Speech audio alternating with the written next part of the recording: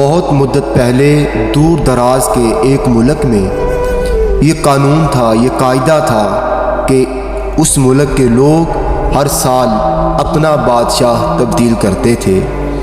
جو بھی بادشاہ بنتا وہ ایک عہد نامے پر دستخط کرتا کہ اس کی حکومت کا 1 سال مکمل ہونے کے بعد وہ اس عہدے سے دستبردار ہو جائے گا اور اس کو ایک دور دراز جزیرے پر چھوڑ دیا جائے گا جہاں سے وہ کبھی واپس نہیں آ سکے گا۔ جب ایک بادشاہ کا 1 سالہ دور حکومت مکمل ہو جاتا تو اسے ایک مخصوص جزیرے پر چھوڑ دیا جاتا جہاں وہ اپنی بقیہ زندگی گزارتا۔ اس موقع پر بادشاہ کو بہترین لباس پہنایا جاتا اور ہاتھی پر بٹھا کر اسے پورے ملک کا الوداعی سفر کروایا جاتا جہاں وہ سب لوگوں کو آخری بار خیر باد کہتا۔ وہ بہت ہی افسوسناک اور غم زدہ لمحات ہوتے اور پھر وہاں کے لوگ بادشاہ کو اس جزیرے پر ہمیشہ کے لیے چھوڑ آتے۔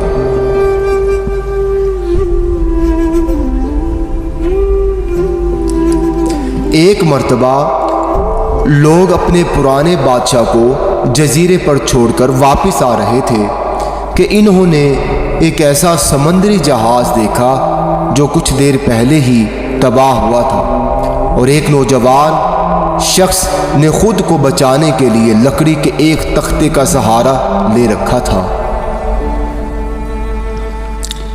چونکہ ان لوگوں کو ایک نئے بادشاہ کی بھی تلاش تھی، لہٰذا انہوں نے اس نوجوان شخص کو اپنی کشتی میں بٹھا لیا اور اپنے ملک لے آئے اور اس سے 1 سال کی حکومت کرنے کی درخواست بھی کی۔ پہلے تو وہ نوجوان نہ مانا، لیکن پھر وہ 1 سال کے لیے بادشاہ بننے پر رضامند ہو گیا۔ وہاں کے لوگوں نے اس بادشاہت کے تمام اصول اور طریقے سمجھا دیے اور یہ بھی بتایا کہ 1 سال کے بعد وہ اسے فلاں مخصوص جزیرے پر چھوڑ آئیں گے۔ بادشاہت کے 3 دن ہی اس نوجوان بادشاہ نے اپنے وزیر سے کہا، مجھے وہ جگہ دکھائی جائے جہاں گزشتہ تمام بادشاہوں کو بھیجا گیا تھا۔ انہوں نے بادشاہ کی خواہش کا احترام کرتے ہوئے اسے وہ جزیرہ دکھانے کا اہتمام کیا گیا۔ وہ جزیرہ مکمل طور پر جنگل تھا، ویران تھا، سنسان تھا اور جنگلی جانوروں سے بھرا ہوا تھا۔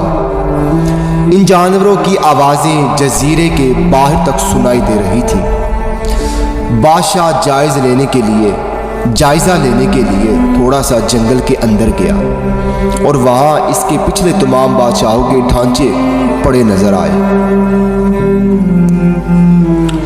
وہ سمجھ گیا کہ بہت جلد اس کا بھی یہی حال ہونے والا ہے اور جنگلی جانور اس کو چیر پاڑ کر کھا جائیں گے۔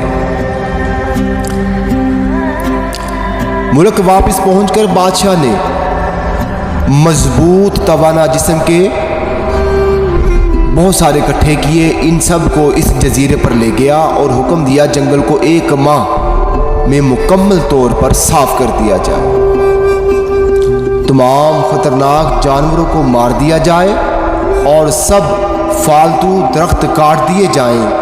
وہ ہر ماہ خود جزیرے کا دورہ کرتا اور کام کی خود نگرانی بھی کرتا۔ پہلے مہینے میں ہی تمام خطرناک جانوروں کو مار دیا گیا اور پھر بہت سے درخت بھی کاٹ دیے گئے۔ دوسرے ماہ تک جزیرہ مکمل طور پر صاف ہو چکا تھا۔ اب بادشاہ نے مزدوروں کو حکم دیا کہ جزیرے پر مختلف مقامات پر خوبصورت باغات تعمیر کیے جائیں۔ وہ اپنے ساتھ مختلف پالتو جانور مثلا مرغیاں، گائیں، بھینسیں، بطخیں اور بھیڑیں وغیرہ بھی جزیرے میں منتقل کرتا رہا۔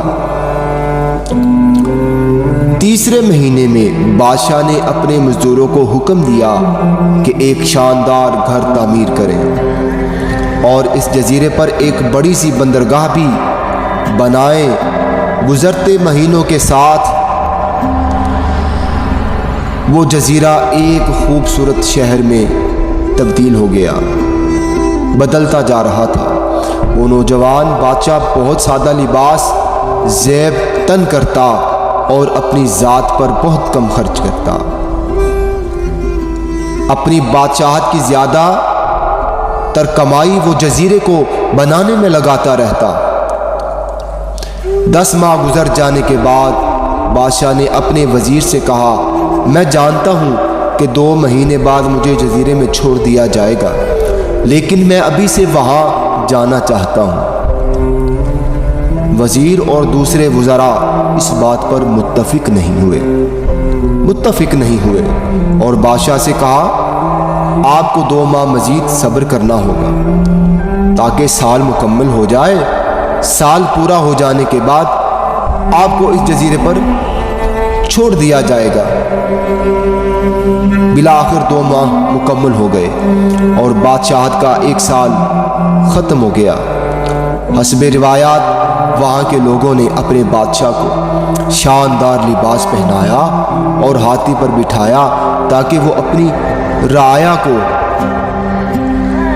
کو خیر آباد کہہ سکے۔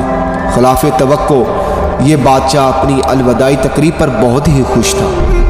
لوگوں نے اس سے پوچھا، اس موقع پر تو تمام گزشتہ بادشاہ تو رو رہے تھے، لیکن آپ ہنس رہے ہیں، مسکرا رہے ہیں، آپ کے اس قدر خوش ہونے کی کیا وجہ ہے؟